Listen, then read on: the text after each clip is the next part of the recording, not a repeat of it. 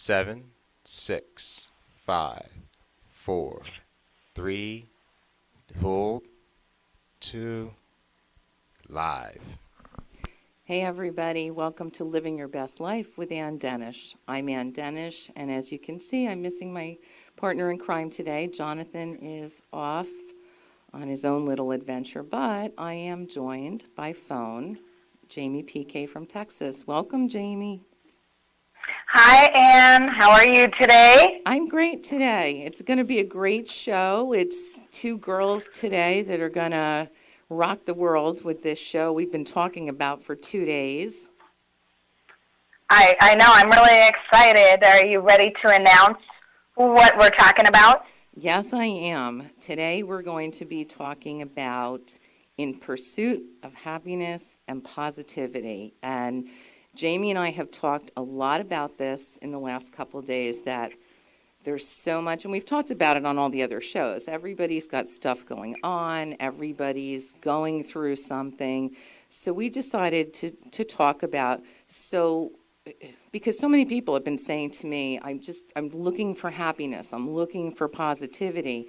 And I'm reminded of the song Looking for Love in All the Wrong Places. And I'm thinking sometimes we look for happiness and positivity in the wrong places because, as I've said a million times, and Jamie will agree with me, we hold the key to everything we want in our life. Everything begins with you, with me, with Jamie, with all of us. It's all within us. And so often I see people looking for that happiness in another person, in a nightclub, in spending money, in self-medicating just to get through everything. And those are the wrong places. Those are, I'm not saying anybody is wrong. There's no judgment. But the happiness and the positivity has to come from within yourself. So we're going to talk today about how do we do that. So I'm going to let Jamie talk about that a little bit. Well, Ann, our conversations this week have been wonderful in that all of us really do have to find that sweet spot in positivity. And sometimes it's really hard, especially when we have the outside influences of others. Absolutely. And unfortunately, I shouldn't say unfortunately, with us being humans, we are tribal. We seek other people, whether it's in the workplace, at home, even when you're shopping. We have to seek others. Therefore, since others are a part of our life, it's hard to remain positive all the time because we have outside influences. So being happy and being positive 24/7, it's hard work.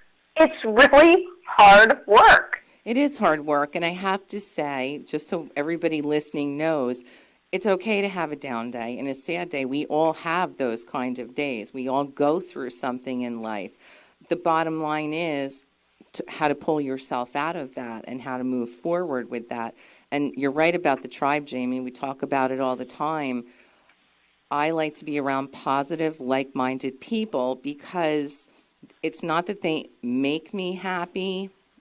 I'm happy to begin with, but they enhance that. They bring out my better sense of self, and I think that's where we're talking about happiness begins with you and everything else you're doing in your life. You can self-medicate it all away and might think that made you happy, but you've not gotten through what you're going through. You've just skirted around it, and that's why to find the happiness, you have to really look inward to yourself and figure out how you're going to do that.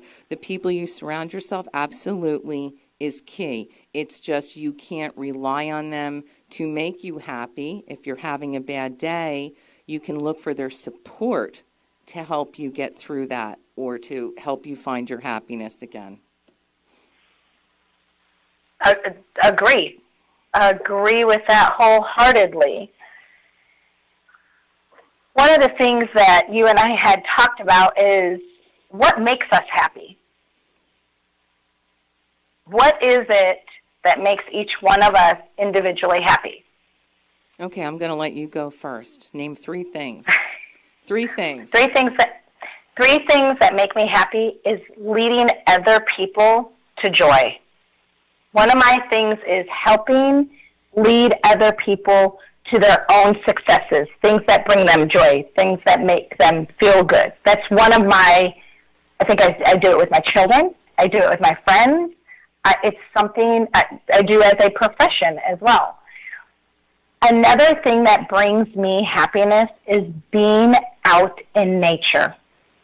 Anything with nature. I can sit on my back porch, and even from my office right now, I got the computer in front of me, but I have windows to my right, forward, and left. And I can look out at right now, and there are 2 deer out in the field eating underneath a tree. That right there makes me happy, watching nature unfold, or being on a boat, a kayak, fishing, or jumping out of a plane, skydiving, anything out in nature, anything outdoors, even when it's raining or snowing. I love it all.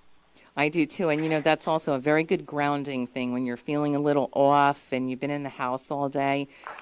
I'm forever on my front porch or sitting on the stoop in the backyard. I just love the whole thing with the trees and the birds, and it's grounding. It's grounding to just get outside, be with nature, and just soak it all in. Yes, and then my third thing that makes me happy is spending time with any tribe of people that I have, that it's a mutual relationship. They build me up, I build them up. So whether it's friends or family, spending quality time with those in my life that are positive and encouraging. I can agree with you on that, because I think part of the basis of happiness and positivity are people that bring out the best in you.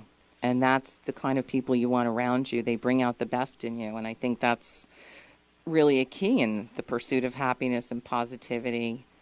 I'm listening to what you're saying, and I'm thinking my 3 things are very similar to yours. First and foremost, trying to make a difference, a positive difference in this world, and knowing that I have touched a life, touched something else, made a positive change, makes me very happy. Of course, being around the people that support me, love me unconditionally, all of those things, it makes me happy.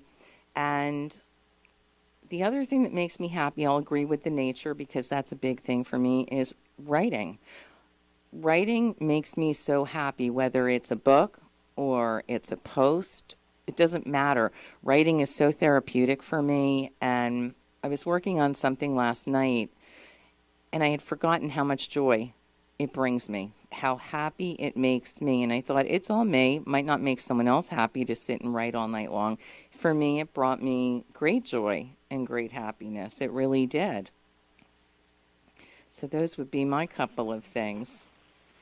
So, see, no wonder we get along so well. We're 2 peas in a pod. Absolutely, absolutely.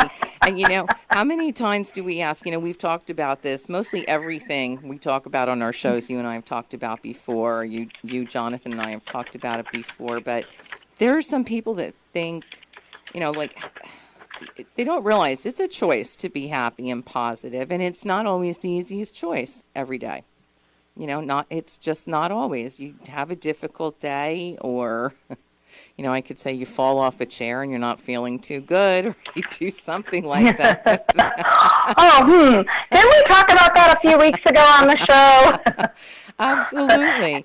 But everything is a choice. And what I think I think a lot of people, and that's what I'm trying to do with the show too, is to explain to them, the choice is yours. If you don't want to be around certain people, don't. If you want a different life, make the choice to make the changes you have to make. That's all. And happiness and positivity, it's the same thing. I mean, you can be a negative Nell and an Eeyore if you want to, or try to find the positive. I think I said to you the other day, Jamie, I try to justify every not so good thing in my life. I try, no matter what it is, I try to justify and find a positive. Well, that was a sad thing that happened. Yet, the real truth of the matter is, you know, I had this or I got this or it did that. So that's where I try to change my thinking, because when you change your thinking, you can change your life. You can change your perspective. You can change your mindset. When people say, I'm too old to change, I'll call them out on it. I'm constantly changing, and I like that. I like to constantly change. Otherwise, you know, life would be pretty boring, pretty restless, and pretty dull. You're right. And you know, one thing though, you authentically and naturally are positive and look for positive. You also are great at allowing your authentic self to shine through. Thank you. And what I mean by that is you have no problem announcing you fell off a chair. Humility to you embrace it and you share it so well with others because you can laugh at yourself, you can learn from yourself. And a lot of people don't know how to do that. So maybe it's, you know, how you and I can say, hey, just look at things positively. But if you're 60 years old and you've never been shown what positivity is like, or you don't remember what it's like, you were raised in a family that didn't give you that, you went off, you got a job, your marriage, your children, if that's something that isn't a quote-unquote habit of your lifestyle, maybe we need to have a show about how to go about doing that. What does it take to help change that? Are there books out there? Are there authors that we can listen to on their audio books? Are there seminars we can go to? Are there YouTube videos? What's out there to help a person have a positive outlook? And as you just said, both you and I share with each other books, breathing techniques, meditations, everything. Well, you know, it's like you break the cycle. You and I have talked about our lives growing up, and we're not criticizing any way we were brought up, but we also knew that we didn't want to be a certain way when we grew up. I was, you know, I've said it before, and no offense to my mom, she's always been so negative, and I've always felt so bad for her that everything is negative. And there you go again, I made a choice not to be that way. I made a choice to be a certain kind of mom, made a choice to be positive, and that bugs people that are negative. It really does. I have found that, you know, there's people in my family that I really don't have much of a relationship with. When I had cancer, it's like, oh, you're still working, you're still going out with your girlfriend, and I'm thinking, because I chose to do that. That didn't define me. It was something I had to go through, and I think you and I have talked about that a lot. So I think when you're talking about what to do, it's wanting to break a cycle that you were in for a long time. It's breaking a cycle, breaking a habit, breaking something that was instilled in your mind by somebody else. And it's tough to do sometimes. There's another book to write. There you go.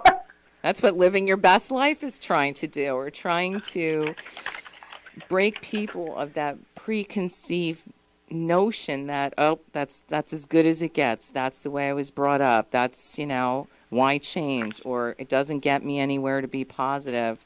You know, break the cycle, break the notion. You can do it. Right. Well, Jonathan is watching us. Hi, Jonathan. Hi, Jonathan. We're missing you today. Yes, we definitely are. We are missing him. So we named 3 things that are positive. Maybe we can have some people put comments on the feed or even call in to give us what 3 things help them feel good, have happiness in their life. And the number is, Ann? Oh, gosh, you're asking me. It should be up on the bottom. 609-807-2492. Thank you, Feel Jamie. free to call in anytime or make a comment on our post. We would definitely appreciate it. Definitely call in because, you know, we're all in this together. We're all trying to be there for one another. We're all trying to make a difference. You know, Jamie and I often talk a lot of times that you see all these things going on and people in our lives having a difficult time and that. And, you said a lot of nice things about me, Jamie. So I'm going to reciprocate by saying you're always trying to compartmentalize the problem, look at the problem, look at the whatever is going on in your life or someone around you, and you always take that time. You don't react, you take the time to respond in the best, most kind, most respectful way that every human should be. And I've seen you do that. I've known you've done that.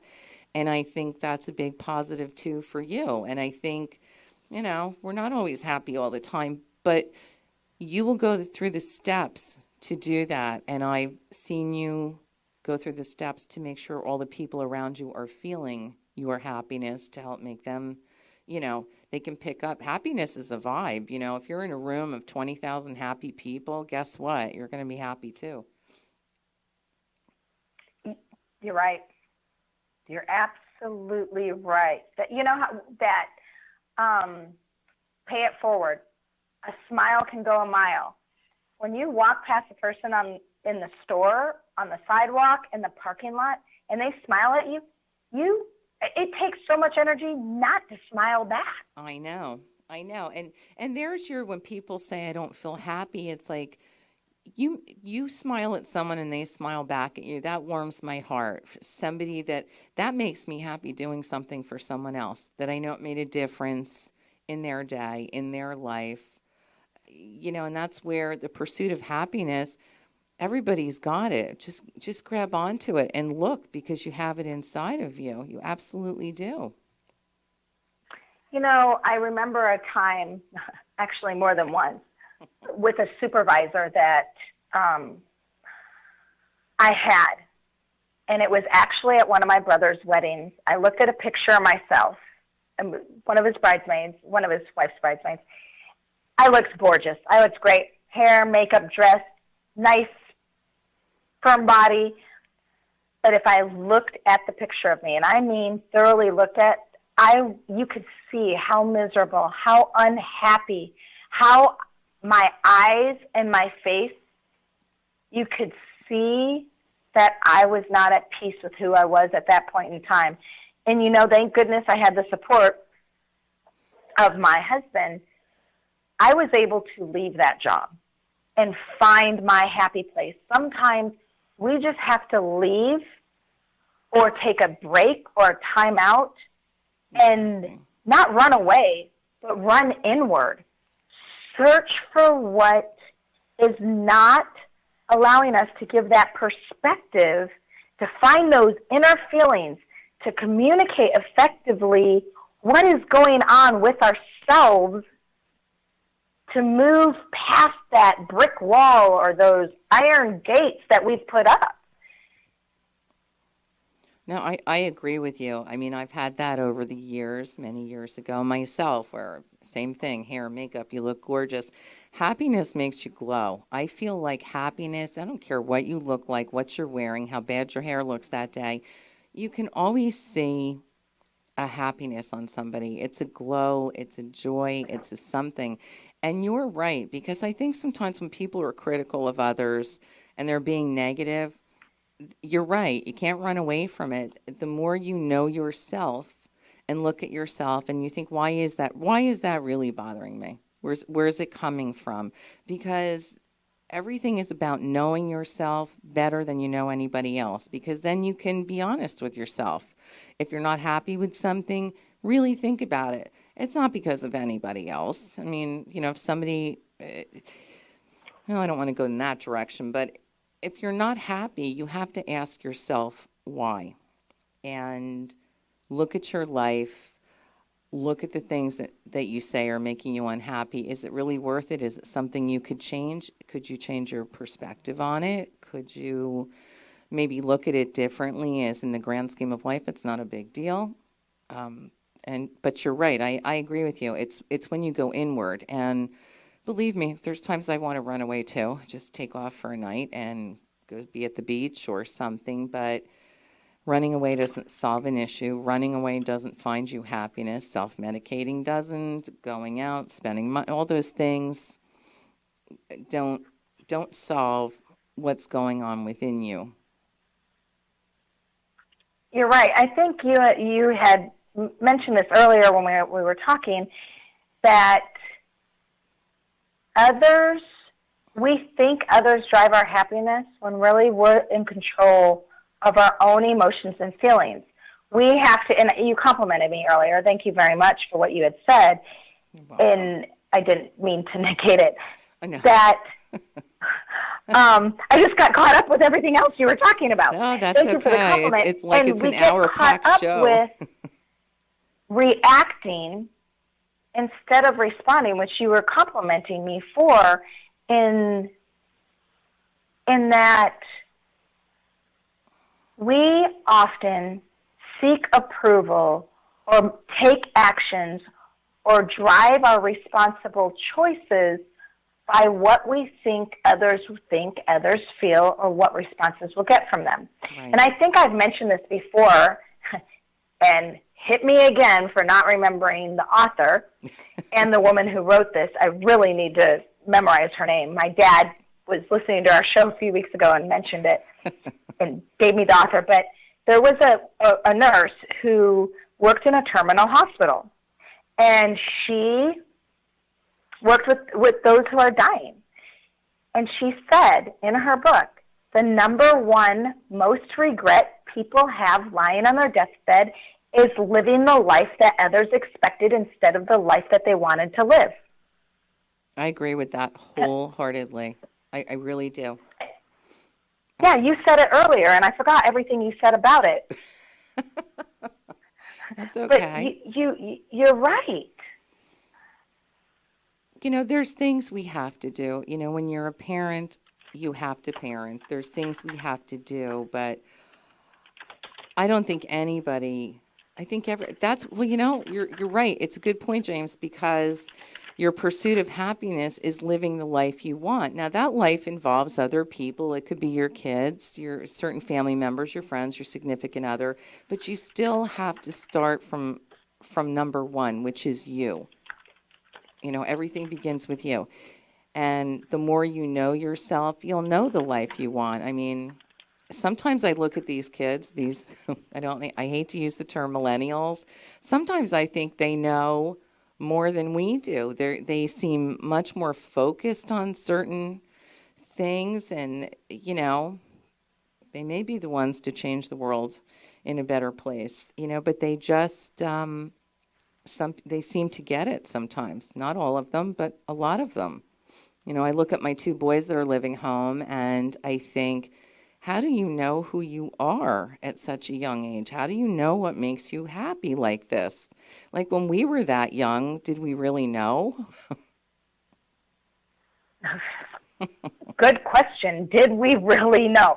I loved working in the elementary school as a teacher and then as a counselor, in the fact that children are just naive. They're just so naive. And you know what? so nice to watch them blossom and grow, and then to see their innocence. I was going to So say their awesome. innocence. Sometimes I think as adults, we forget that we can be innocent. And happiness is innocent. Happiness is wanting to feel joy and be happy no matter what the day brings. And I'm also going to throw in, I know, I didn't throw this in our outline this week, but gratitude plays a big part in happiness and positivity. Gratitude is big. You know, when you can go get up in the morning and be grateful for having another day, when you can go to bed at night, even if you had a bad day, saying, I'm grateful I got through this day. I'm grateful nothing was worse. I'm grateful. I think, I always say it's a perspective and a mindset. It's how you look at everything. And the gratitude, I think, is one way to pursue your happiness and positivity. Yeah, it's very true. Very, very true. I want to change gears for a second on happiness and positivity. When you and I were talking in the notes, we talked about perspective. Right. one of the best books that I read that is a story but helps you understand perspective is The Noticer by Andy Andrews. And if anybody can, it's a quick read, easy read. I think it might be even on Audible. I can't remember. But it helped me during a very difficult time in my life. A friend gave it to me as a gift. And it allowed me to learn, to teach myself how to step out of my shoes and look at things from an eagle's eye up above, look at things from the other person's perspective, step out of the entire situation and look at it from the outside looking in. And it takes a lot of energy to be able to do that. It absolutely but does. Once I learned how to change my perspective, I learned a lot about myself. And I agree. That's, like sometimes I talk, yes, I'm an empath, you're an empath, the life of an empath. It's difficult to be an empath sometimes because I can feel anybody's energy, good or bad. I feel their pain. I feel all of those things. And it's a difficult spot, but it leads to a better understanding of yourself and a better understanding of how to help somebody or what to say to them that maybe could help with their perspective or, help support them through a difficult time. I love this quote. I follow Trent Shelton all the time. I think the man is amazing. And one of my favorite quotes, he said, "Don't lose sight of your final destination because of your current situation." And he's true. It's that age-old saying, I've written it before, it won't be like this forever, just for today. And that's where I think the perspective can be helpful. And like you're saying, step out, take a bird's eye view, take a look, understand. I think that brings more understanding between people as well. It does bring more understanding between people. I mean, a lot of marriage counseling or group therapy sessions bring in work for people to look at things from different perspectives. It helps all relationships, whether it's a boss and an employee, Right. mother-daughter. I mean, just when you brought up a few minutes ago being a parent, how hard was it for you at times when you're trying to teach your child something or to bring them out of their box or to help them see how they could be successful at something or how what they did was a poor choice,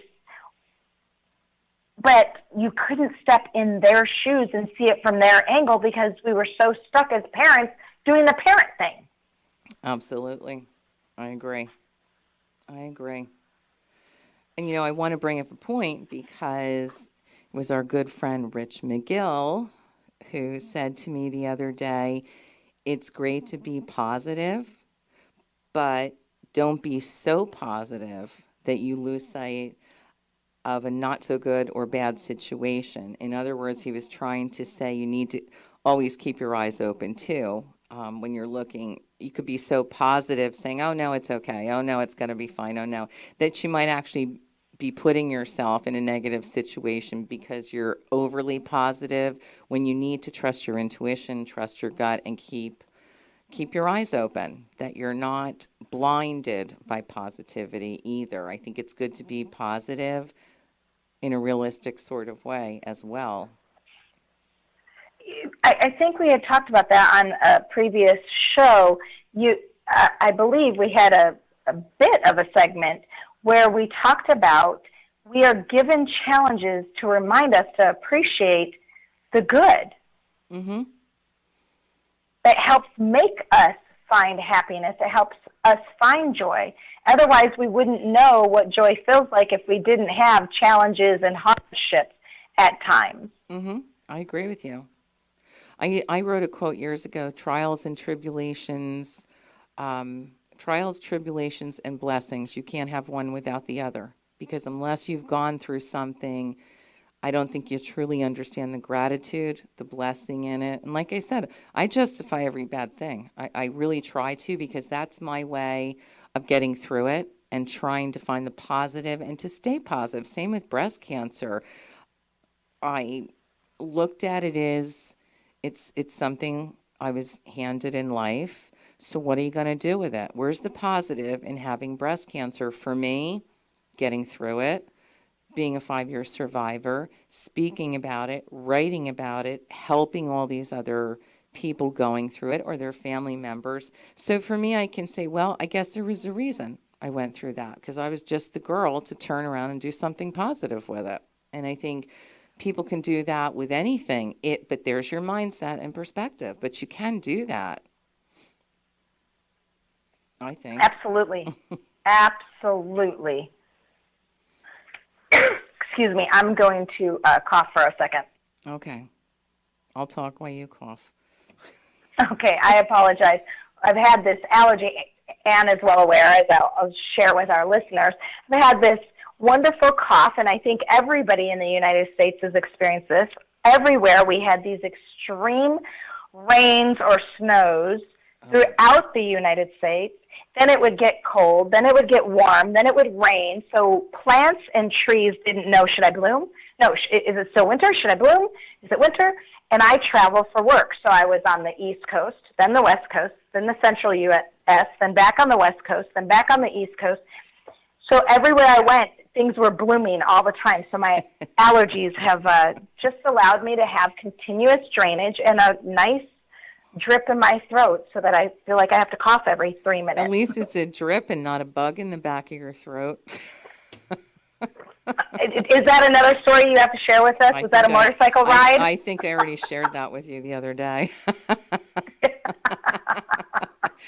But you're right. It's been terrible here at the Jersey Shore. This has been, I think, the longest allergy season I've seen. And every year they say it's worse. It's worse. I know it's worse. This has been lasting forever, my kids and me, and I get the same thing like you do. Sometimes it's a choking thing, and we can only pray that from 1 to 2 o'clock on a Thursday, the pollen isn't going to bother us.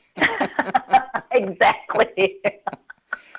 But let's change our perspective let's change our perspective on that, Jamie. At least you're outdoors with the flowers blooming and the trees blossoming and everything else. So there's your mindset and your perspective. It's worth a little choking. Absolutely. Absolutely. You said it so well. Thank you. You are much welcome. Welcome. Thank you. Going back to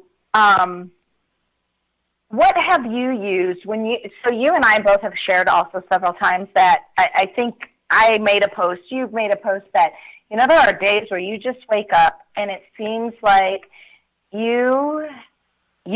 everybody, I mean, when I say you, I mean any of us, that we are just dealt or thrown another fiery glass ball to juggle, and we just can't take it anymore, and we go onto the couch and we grab our favorite blanket and we either turn on some comfort TV or movie or we grab a book, and sometimes we can't even focus on that and we just want to be in that fetal position and just cry and cry and cry.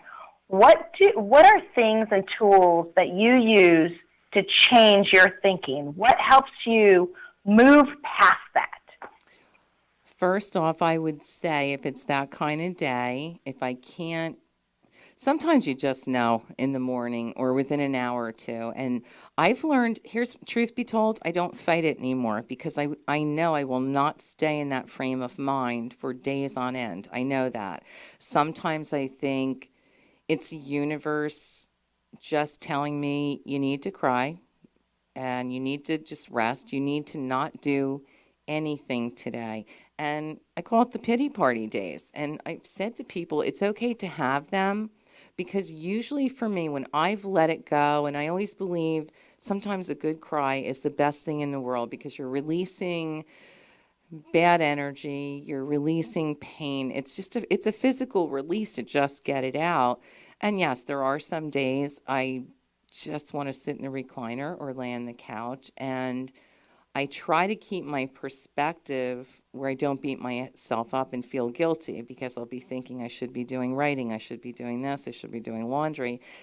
And my perspective to get out of that is said, take the day, take the couple of hours And usually for me, the next day, I get up on fire. I am stronger and more focused.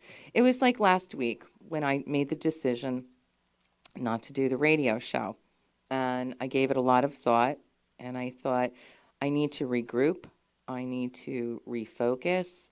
My soul is tired. My body's tired. I'm just need that time to just get my strength back. And I'm so grateful I had, and really that, we didn't do the show.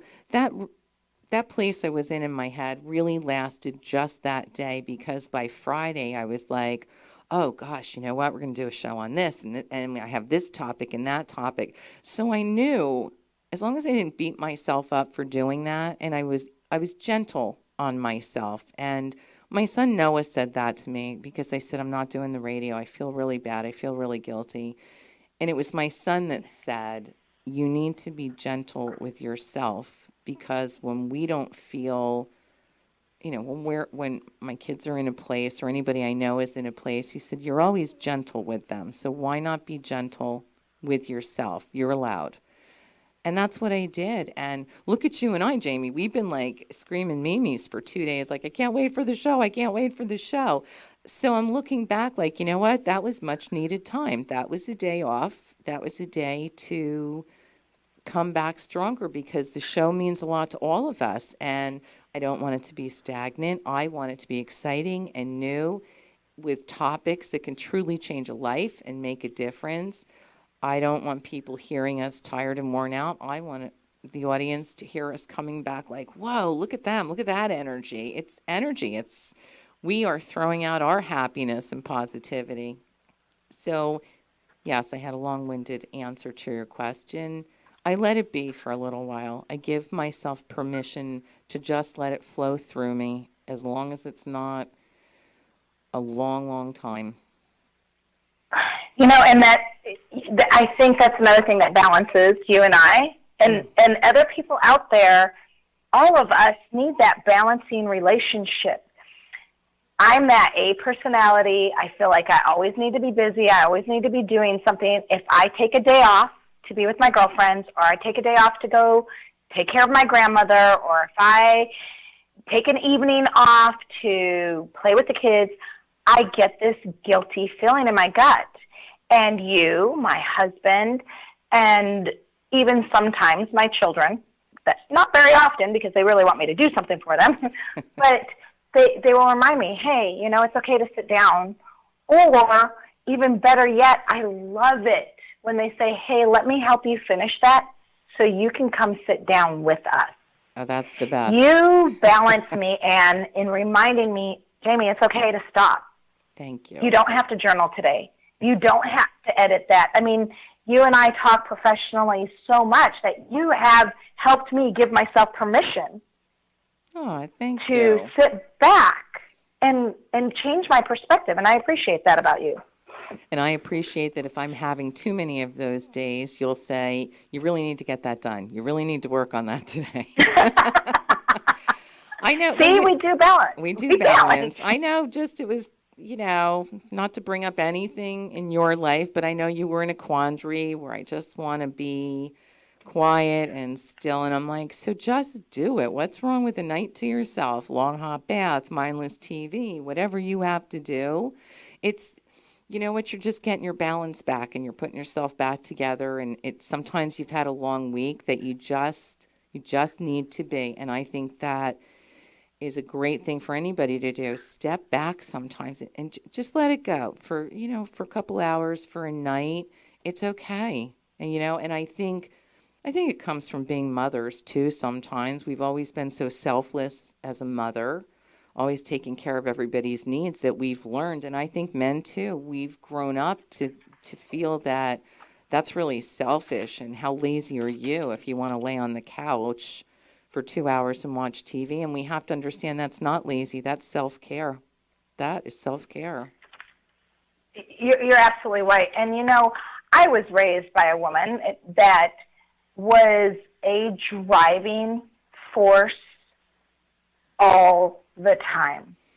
And my dad that raised me, I think you and I had talked about this, and maybe we even shared it on a previous show, that he really, the love wasn't really unconditional. It was very conditional. It was, in order for me to love you, you had to prove to me your value and your worth. And I don't mean in a very negative way. He was always positive and uplifting, but you know what? You have to go take care of the chicken hen, make sure you collect all the eggs, you feed them, you clean out the nests, you make sure they're all in at night, and I can reward you with, we'll read a book tonight, or go brush down the horses, or go weed the garden, or go get straight A's, or go get a job, or it was always something in order to get something from that. And he literally would put his hands out like a scale, the old-time scales, and say, if you want in one hand, you have to give in the other to prove your worth, and they have to balance each other. Wow. So I was raised to constantly work, constantly be getting approval. I hear you on that. And again, it's hard to break some cycles, and you may not be doing that to your family or anybody in it, but it's still in your head because it's still happening to you. It's hard to break a cycle like that. It really is. It is.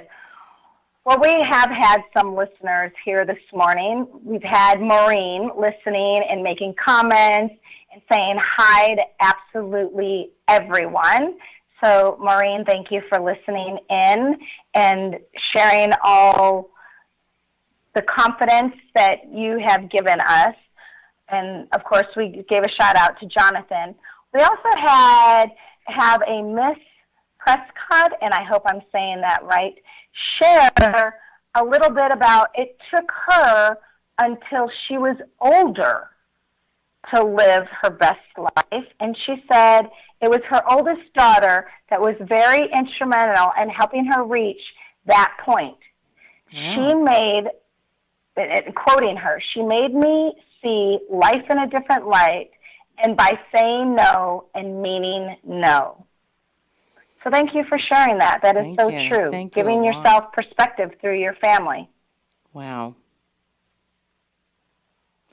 But thank you. We also have a few listeners. We have James Dean Wheatstone, William Green, and Steve Ray. Thanks for listening in. Feel free to make comments and share your perspective, or even call in at 609-807-2492. I like that story about that she was living her best life when she was an adult, because I have to tell you, I don't know that I've really mentioned it on the show. Before my first divorce, I was still living home, I was still married, 5 kids, and a friend of mine, I was doing the mommy thing. I was a stay-at-home mom 24/7, and a friend of mine said, why don't you go back to college? Go to the community college, take a creative writing course. You used to love to write in high school, and I'm thinking, wow, I forgot that. So I did go back to our local community college, took a creative writing course, met my professor who thought I had such talent that he put me in a writer's workshop. I went back to finish, was taking World Lit, our World Civilization course, a history course. I was changing my body. I was working out at the gym. I was losing weight. I was doing all these things. I was nervous because I thought, this is going to change me. What kind of mom am I going to be? And I remember my older son, and all 5 of them were like that. The 2 youngest didn't really realize it. My kids were so proud of me that they said that to me, you deserve to have a life. Look how happy you were. And just so happened, the history class I was taking at college, my older son was taking in high school. He used to always say to his friends, you better watch out. My mom's all in shape now. She could beat you up and do this and that. And I never thought they would have been proud of me. I thought it would have been, you're taking away time from them. And I thought, when I started living my best life, I think they began having an even better life themselves, because I was showing them that I need to have a life too, and that I was important, and I think that's a great story because I think that's when I began to live my best life, was when my kids as well were supportive of what I was doing, even though I was terrified because I didn't know if it would change me for the better or for the worse. And it was for the better. Fear, false expectations appearing real. Yeah, it's It really stops us from being able to find happiness and stopping us from looking at things from a new perspective, finding the positivity in it, and good for you for making that change. And you wouldn't be where you're at today if it wasn't for that. Oh, absolutely not. Never would have published a book, never would have done anything. Not by a long shot. Not by a long shot. And we're talking about fear. I think sometimes I know people, I just wrote the post the other day about change, and change is scary. But the one thing I believe in, it can be scary, but it's always worth it when you're doing it for your best life. And I think some people are afraid to be happy, afraid to be too positive, because what happens if something bad happens or something sad happens? That's going to happen. This is life. I mean, I don't look at anything I've gone through in my life, including cancer and divorce, as some people would say, oh, all the stress and drama. No, it was life. It's not. It's how you view everything. I don't look at anything like that as stress and drama. It's just a day in my life. It's life to deal with. And sometimes I think people are afraid. It's kind of that I'm afraid for the other shoe.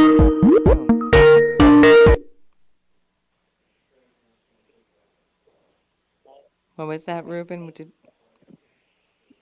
Hello, Hello. is this Miss Anne? This is Amriel Britton. I'd been listening to your show for a while, and finally today I decided to comment, and Jamie asked me to share my story.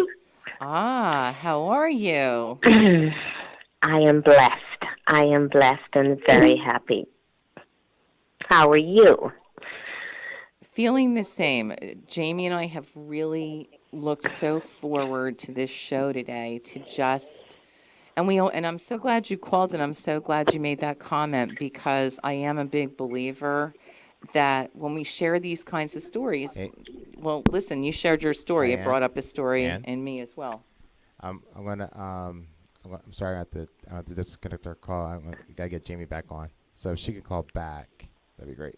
Of course. Thank you. I'll be more than. Thank you. you. Bye. Okay, Jamie. Sorry about that, Jamie. That's okay. I'm here. Okay, Anne Marie, call back. Anne Marie is calling in. Okay, great. We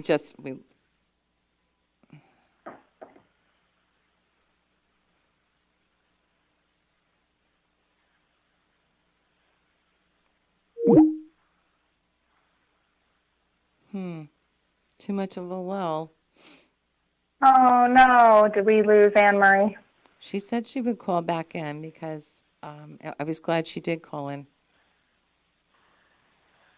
Anne Marie, can you get through? Okay, well, I'm sorry I lost you there. I don't know what happened, but Always a work in progress. We're still and I will say it's the new studio. We've been in for a couple weeks now. It's still some fine tuning. And Ruben, did the other call come in? Okay. All right, Jamie. Well, let's keep it going. And Anne Marie, I hope you can get through to us, because I think that was really sweet that you called in, that you even posted at number one to tell us your story, and that you took the time to call in to talk to everybody. And I know Jamie and I would love to talk to you, and a lot of people listening would love to hear from you as well. So in the meantime, Jamie, let's keep on with this fear thing until we can get Anne Marie back. that sounds good. I lost you for the last part of your communication, and I do apologize for that. That's okay. I don't know what happened on the phone lines. It just disconnected. Oh, boy. That's okay. I was just talking about how I think some people are afraid to be happy and positive, because it's like, it's waiting for the other shoe to drop. Like, you know what? I'm not going to go through all that work to be happy and positive when this can happen or that can happen, instead of, they're always 10 steps ahead of themselves. So what? You live for today, not for, gosh, we could all sit and say, well, this could happen, that could happen. What if this? It's not what if. I don't like when people say, well, what if this goes wrong? What if that? No, what is? What is today, not what if. I agree. It's funny, the what if, taking a step back. And it's really funny. I was just talking to my husband about this, that it's weird that our daughters are the what ifs. The boys are more, they really don't use the what if. And I remember my daughter saying, what if I don't go to college? And I just kindly looked at her, you mean when you go to college? The boys there are no what ifs. Girls are the what ifs. That was my most profound moment, that I remember, the what if. There is no what if. Girls are the what ifs, boys are the who cares. Yeah. Going back to, we had said 3 things that we feel that make us happy in life. And we choose to be happy. We choose to be positive, and it requires change. I know that there are people out there listening who have moments of profound joy or profound happiness that we would love for you to share. Write a post on our feed line or call in. There definitely is opportunity for you to share. And when both Ann and I have said, being outside helps ground us. I know there's articles and so much recently about how getting out in nature, even walking your neighborhood, sitting on your front porch and looking at your yard, taking your kids to the park, your dog to the park. If you don't have kids at home, going outside with any of your friends, go to the city park, go to a pool, go on a bike path, and now they even have in most towns those scooters. If you are a biker, those scooters really work well. I think you're right. That's one thing, I usually do sit outside most of the night, and especially here at the Jersey Shore, the last 2 nights we've had the most incredible lightning shows, and that I'm intrigued by lightning. I'm surprised I didn't drive to the beach, because back in the day I used to drive to the beach to see the lightning show. But you're right about nature. There's just, yes, we have to be inside certain times of the day, but boy, there's something about nature, the smell, the sounds, the feeling, if the sun is on your skin. I love being under the moonlight. All of that is great. And I think it's healthy. It's a different perspective again, and it's grounding, it's balance, it's all those things. You were saying the lightning shows, and you and I had this conversation and sharing that with everyone, that yes, lightning is beautiful, relaxing, as long, of course, if it isn't hitting you. Oh, yeah, as long as it's not, and I want to say that to anyone listening, because I know we've had tornadoes and really terrible weather around here, so my apologies to anyone. I'm talking about the atmospheric, like heat lightning, atmospheric lightning that's not hurting anybody else. I don't want anyone to think, oh, look, a tornado, yay. No, not at all. A friend of ours posted the other day, tornadoes, they were on the highway, and of course they went under a bridge, and they stayed there because the picture they posted, you could see these clouds forming to touch down to create a tornado on the highway directly in front of them, and how great the picture looked, but how scary that must be to sit there. It had to be. I mean, I could see, there's one time I could see there's a little fear kicking. We have Terry Smith who's trying to call in. Is there a possible way to answer that? We're working on it. Okay, yeah, we have, and we also had another person call in, so there's something going on with the phone line. So who do we have? Guys, thank you for calling in. We're working on what's going on with the phone lines. Please be patient with us. As soon as it's up and running, we will announce it. So who else do we have? We had Anne Marie, and who else? We had Anne Marie. We had Miss Prescott call in. We had Carrie Smith call in. So Let's I try it don't now. know. Okay, guys, give it a try now. Ruben's telling me it should be working. Okay, I will. Oh, Oh, yay! Hello. Yes, I'm here. now who am I speaking to? Anne Marie, is that You you? are speaking to Amriel. Okay, thank you for calling back. Thank you for being so patient. So tell us about living your best life. Okay, when I was born in Barbados and lived in Barbados. Okay. When I was 18 years and 9 months old, my life would change, but it would not change in a good light. It would change. It would put me in a dark period for a very, very long time. I had come from an underprivileged home where my mom was an alcoholic, and I was being raised by my elderly grandparents. And my granddad, being a diabetic, had lost both of his legs, so I am now 18 years old, and I have to work to help the family. So I used to babysit for a very wealthy American family who were very prominent from the New York area. Okay. And in that May of 1975, my life would change. It was a Saturday afternoon, and I would meet one of their friends. And it was not unusual because this family treated me like family. It was not unusual for friends coming from overseas through their home to introduce me. They would introduce me and it would be like, this is Amriel, our babysitter, and this is so-and-so, a friend. So that Saturday afternoon, I met that person who was way older than me. He was 50 years old. From what I found out, he was, from what he was married, had kids, some of whom were older than I was, and he was a grandfather.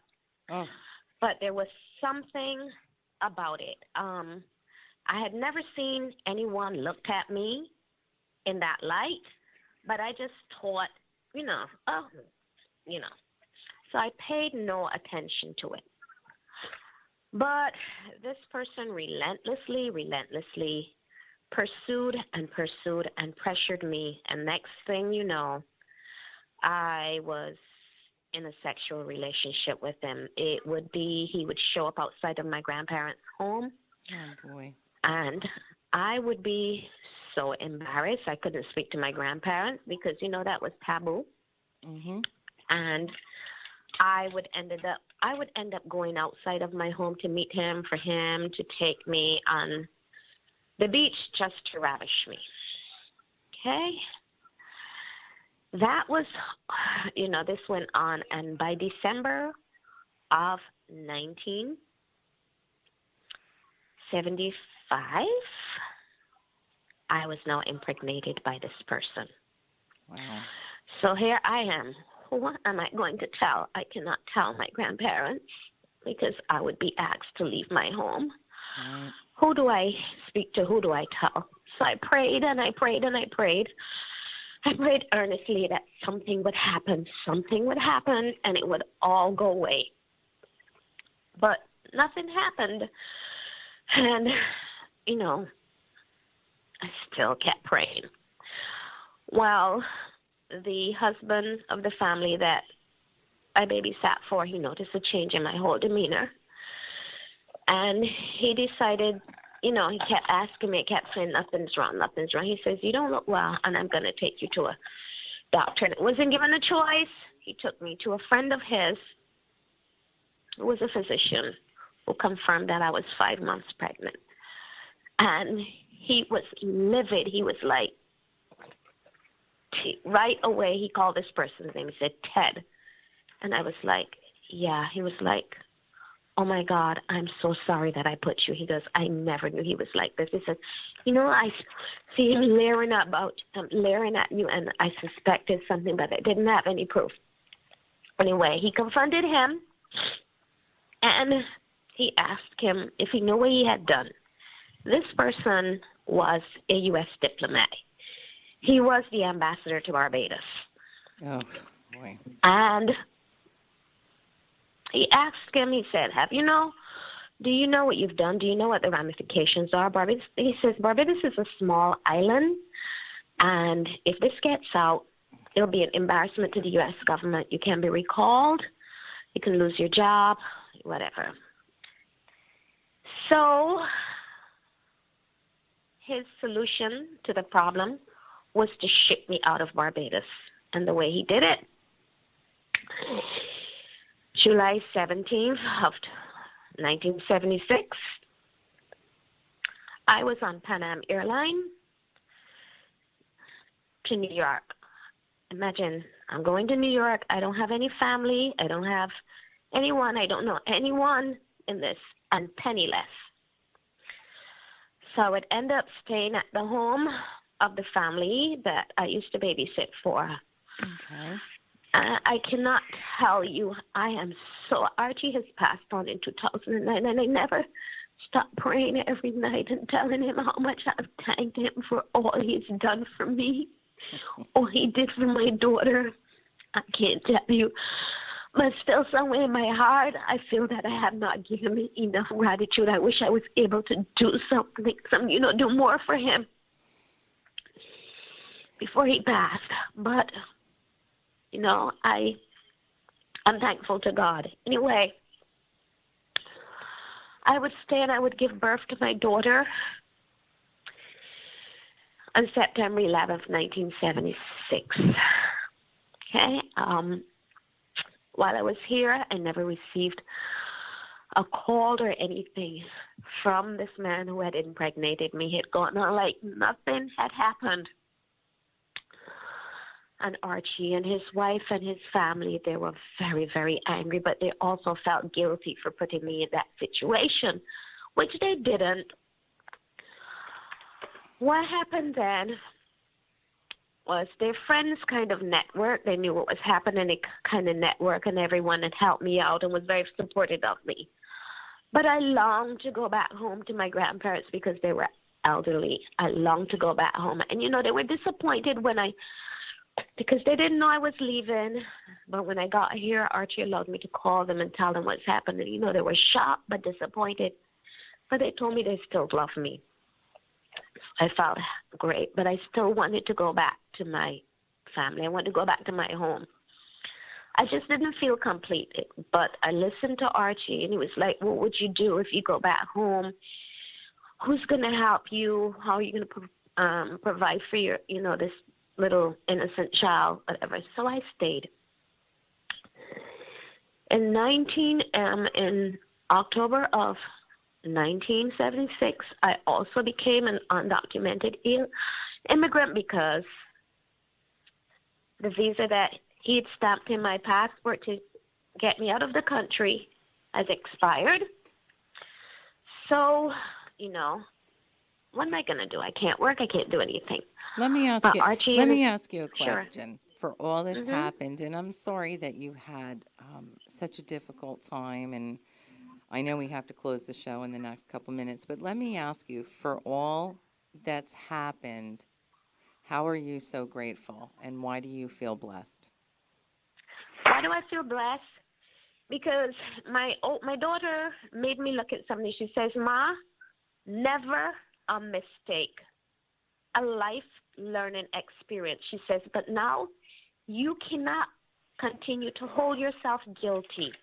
You cannot continue to shut people out of the world, and you cannot continue to not trust people.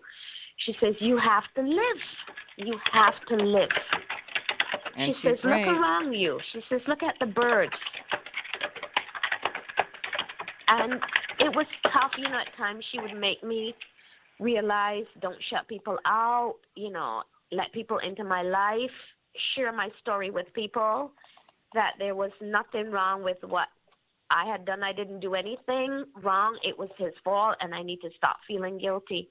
And she said, just exhale and let go. She says, let go. She says, if it means that you have, she says, another thing, stop letting him worm his way back into your life. Sure. She said, you did it for me. She said, you know what?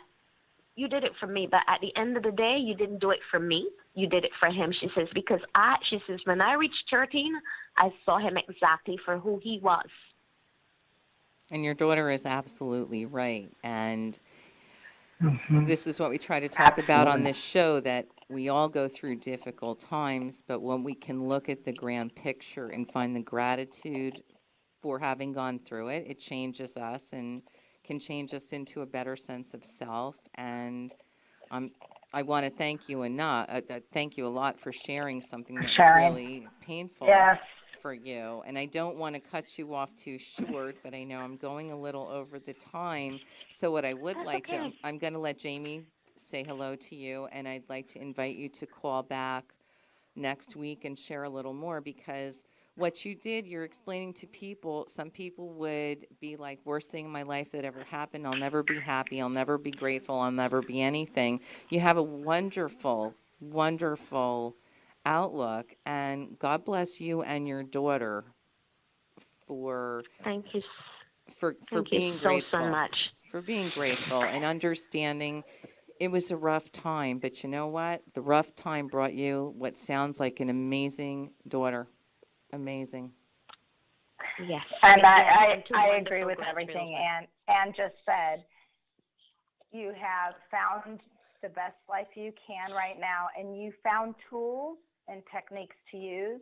You surrounded yourself with a tribe of people to help lift you up and move you beyond. And I believe Ann and I have talked about the power of meditating and breathing in a lot of our lives to get past difficult times, challenges, negative images.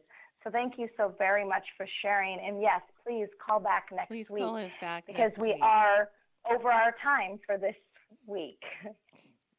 I So- promise you, I will. If my story saves one young, innocent girl out there, I would have finally reached my pinnacle.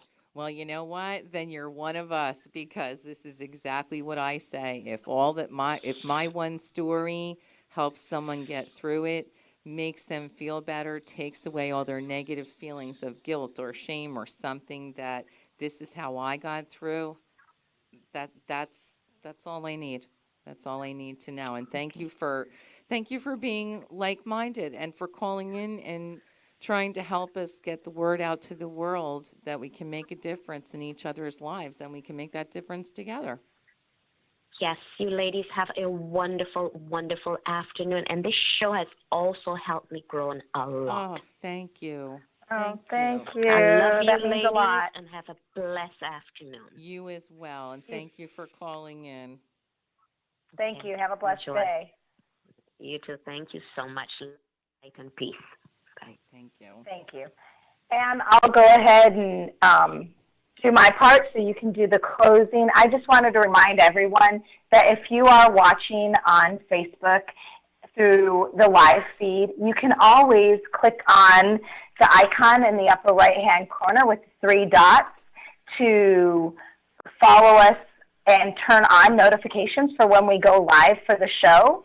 Right. We would love to have you listen to us weekly, or even you can look up Living Your Best Life on YouTube with Ann Denish and listen to our past shows. We've only had the show since February, Right. so we would love for you to follow along, give us feedback, make comments. We are more than happy to hear from you. Do we have another call right there, Ruben?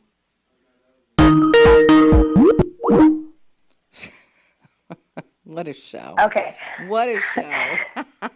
So, Ann, I just want to say you helped me find my happiness. You helped remind me to be positive. And I'm glad that we have balances in our life with the people around us. You don't have to be happy and positive 24/7. Otherwise, you won't appreciate your positivity and happiness.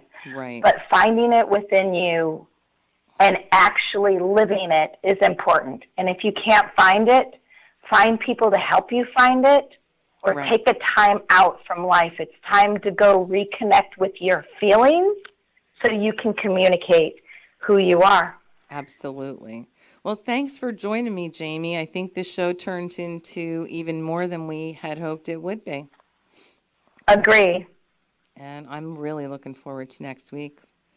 So on that note, thank you for being here with me today. You've been missed, and thank you. And I think it was good. We took the last week off. I really do. That was my positive thing. I think we came back able to help people even more because you know what? That week off, we helped ourselves and refocused ourselves, and I think it was a good thing. I want to thank everybody who called in, who tried to call in. I apologize for the glitch with the phone lines. I'm not going to make a promise I can't keep, but hopefully by next week that will all be straightened out.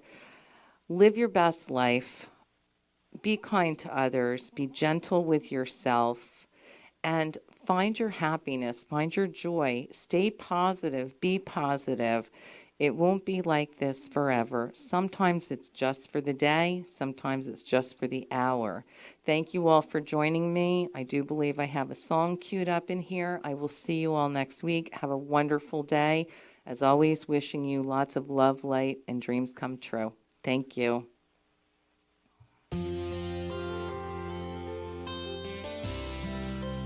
There is a dreamer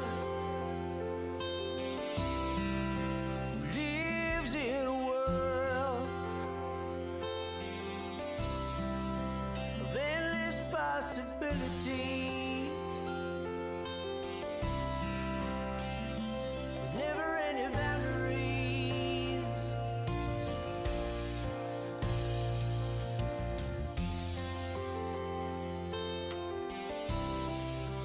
Dreamer has a passion, burning desire, dares to reach higher and higher, while running from a wildfire. Yeah. He believes in a peaceful outcome. He believes in the spirit realm. He believes that a leap of faith is needed to redeem the truth he failed.